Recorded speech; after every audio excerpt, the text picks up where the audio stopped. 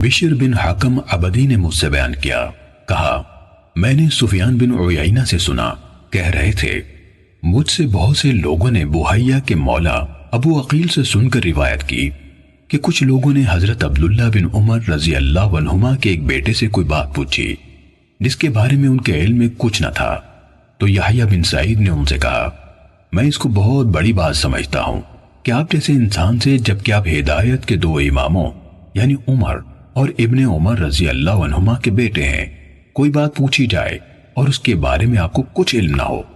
انہوں نے کہا بخدا اللہ کے نزدیک اور اس شخص کے نزدیک جسے اللہ نے عقل دی، اس سے بھی بڑی بات یہ ہے کہ میں علم کے بغیر کچھ کہوں یا کسی ایسے شخص سے روایت کروں جو ثقہ نہیں۔ سفیان نے کہا ابو عقیل یحییٰ بن متوکل بھی ان کے پاس موجود تھے جب انہوں نے یہ بات کی۔ صحیح مسلم حدیث نمبر 34۔ یحییٰ بن سعید نے کہا میں نے سفیان ثوری، شعبہ، مالک اور ابن عیینہ سے ایسے آدمی کے بارے میں پوچھا جو حدیث میں پوری طرح قابل اعتماد یعنی ثقہ نہ ہو۔ پھر کوئی آدمی آئے اور مجھ سے اس کے بارے میں سوال کرے تو ان سب نے کہا اس کے بارے میں بتا دو کہ وہ پوری طرح قابل اعتماد نہیں ہے۔ صحیح مسلم حدیث نمبر 35۔ نظر کہتے ہیں کہ ابن عون سے شہر بن حوشب کی حدیث کے بارے میں سوال کیا گیا۔ اس وقت وہ اپنی دہلیز پر کھڑے تھے۔ وہ کہنے لگے انہوں یعنی محدثین نے یقیناً شہر کو مطعون ٹھہرایا ہے، انہوں نے شہر کو مطعون ٹھہرایا ہے۔ امام مسلم رضی اللہ عنہ نے کہا لوگوں کی زبانوں نے انہیں نشانہ بنایا، ان کے بارے میں باتیں کی۔ صحیح مسلم حدیث نمبر 36۔ ہمیں شبابہ نے بتایا، کہا شعبہ نے کہا میں شہر سے ملا لیکن روایت حدیث کے حوالے سے میں نے انہیں اہمیت نہ دی۔ صحیح مسلم حدیث نمبر 37۔ عبداللہ بن مبارک نے کہا میں نے سفیان ثوری سے عرض کیا بلا شبہ عباد بن کثیر ایسا ہے جس کا حال آپ کو معلوم ہے، جب وہ حدیث بیان کرتا ہے تو بڑی بات کرتا ہے، کیا آپ کی رائے ہے کہ میں لوگوں سے کہہ دیا کروں کہ اس سے حدیث نہ لو؟ سفیان کہنے لگے کیوں نہیں؟ عبداللہ نے کہا پھر یہ میرا معمول ہو گیا کہ جب میں کسی علمی مجلس میں ہوتا جہاں عباد کا ذکر ہوتا تو میں دین کے حوالے سے اس کی تعریف کرتا اور ساتھ یہ بھی کہتا اس سے حدیث نہ لو۔ ہم سے محمد نے بیان کیا، کہا ہم سے عبداللہ بن عثمان نے بیان کیا، کہا میرے والد نے کہا۔ عبداللہ بن مبارک نے کہا میں شعبہ تک پہنچا تو انہوں نے بھی کہا یہ عباد بن کثیر ہے، تم لوگ اس سے حدیث بیان کرنے میں احتیاط کرو۔ صحیح مسلم حدیث نمبر 38۔ فضل بن سہیل نے بتایا، کہا میں نے معلّہ رازی سے محمد بن سعید کے بارے میں جس سے عباد بن کثیر نے روایت کی پوچھا تو انہوں نے مجھے عیسیٰ بن یونس کے حوالے سے بیان کیا، کہا میں اس کے دروازے پر تھا، سفیان اس کے پاس موجود تھے، جب وہ باہر نکل گیا تو میں نے ان یعنی سفیان سے اس کے بارے میں پوچھا تو انہوں نے مجھے بتایا کہ وہ کذاب ہے۔ صحیح مسلم حدیث نمبر 39۔ محمد بن ابی عتاب نے کہا مجھ سے عفان نے محمد بن یحییٰ بن سعید قطان سے حدیث بیان کی، انہوں نے اپنے والد سے روایت کی، کہا ہم نے نیک لوگوں یعنی صوفیہ کو حدیث سے بڑھ کر کسی اور چیز میں جھوٹ بولنے والا نہیں پایا۔ ابن ابی عتاب نے کہا میں محمد بن یحییٰ بن سعید قطان سے ملا تو اس بات کے بارے میں پوچھا، انہوں نے اپنے والد سے روایت کرتے ہوئے کہا تم اہل خیر زہد و ورع والوں کو حدیث سے زیادہ کسی اور چیز میں جھوٹا نہیں پاؤ گے۔ امام مسلم نے کہا کہ یحییٰ بن سعید نے فرمایا ان کی زبان پر جھوٹ جاری ہو جاتا ہے، وہ جان بوجھ کر جھوٹ نہیں بولتے۔ صحیح مسلم حدیث نمبر 40۔ خلیفہ بن موسیٰ نے خبر دی، کہا میں غالب بن عبید اللہ کے ہاں آیا تو اس نے مجھے لکھوانا شروع کیا، مکحول نے مجھ سے حدیث بیان کی، مکحول نے مجھ سے حدیث بیان کی، اسی اسنا میں پیشاب نے اسے مجبور کیا تو وہ اٹھ گیا، میں نے جو اس کی کاپی دیکھی تو اس میں اس طرح تھا: مجھے ابان نے انس سے یہ حدیث سنائی، ابان نے فلاں سے حدیث روایت کی، اس پر میں نے اسے چھوڑ دیا اور اٹھ کھڑا ہوا۔ امام مسلم نے کہا: اور میں نے حسن بن علی حلوانی سے سنا، کہہ رہے تھے میں نے عفان کی کتاب میں ابو مقدام ہشام کی وہ روایت دیکھی جو عمر بن عبدالعزیز کی حدیث ہے۔ اس میں تھا: ہشام نے کہا مجھ سے ایک شخص نے جسے یحییٰ بن فلاں کہا جاتا تھا محمد بن کعب سے حدیث بیان کی، کہا میں نے عفان سے کہا۔ اہل علم کہتے ہیں ہشام نے یہ حدیث محمد بن کعب سے سنی تھی، تو وہ کہنے لگے وہ ہشام اسی حدیث کی وجہ سے فتنے میں پڑے۔ پہلے وہ کہا کرتے تھے مجھے یحییٰ نے محمد بن کعب سے روایت کی، بعد ازاں یہ دعویٰ کر دیا کہ انہوں نے یہ حدیث براہ راست محمد صلی اللہ علیہ وسلم سے سنی ہے۔ صحیح مسلم حدیث نمبر 41۔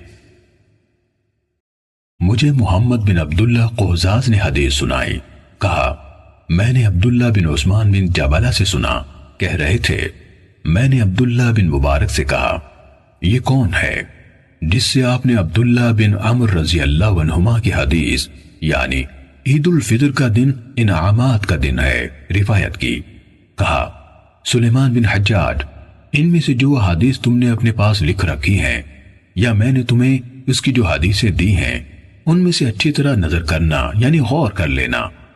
ابن قہزاز نے کہا میں نے وہب بن زمان سے سنا، وہ سفیان بن عبد الملک سے روایت کر رہے تھے، کہا عبداللہ یعنی ابن مبارک نے کہا میں نے ایک درہم کے برابر خون والی حدیث کے راوی روح بن غدیف کو دیکھا ہے، میں اس کے ساتھ ایک مجلس میں بیٹھا تو میں اپنے ساتھیوں سے شرم محسوس کر رہا تھا کہ وہ مجھے اس سے حدیث بیان کرنے کے ناپسندیدہ ہونے کے باوجود اس کے ساتھ بیٹھا دیکھیں، یعنی اس کی حدیث ناپسندیدگی کی وجہ سے اور اس کی روایت میں نامقبولی کی وجہ سے۔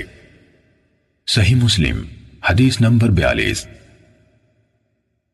ابن قہزاز نے کہا میں نے وہب سے سنا، انہوں نے سفیان سے اور انہوں نے عبداللہ بن مبارک سے روایت کی، کہا بقیہ زبان کے سچے ہیں لیکن وہ ہر آنے جانے والے علم حدیث میں مہارت رکھنے والے اور نہ رکھنے والے ہر شخص سے حدیث لے لیتے ہیں۔ صحیح مسلم حدیث نمبر 43۔ قتیبہ بن سعید نے جریر سے، انہوں نے مغیرہ سے، انہوں نے شعبی سے روایت کی، کہا مجھے حارث اعور حمدانی نے حدیث سنائی اور وہ کذاب تھا۔ صحیح مسلم حدیث نمبر 44۔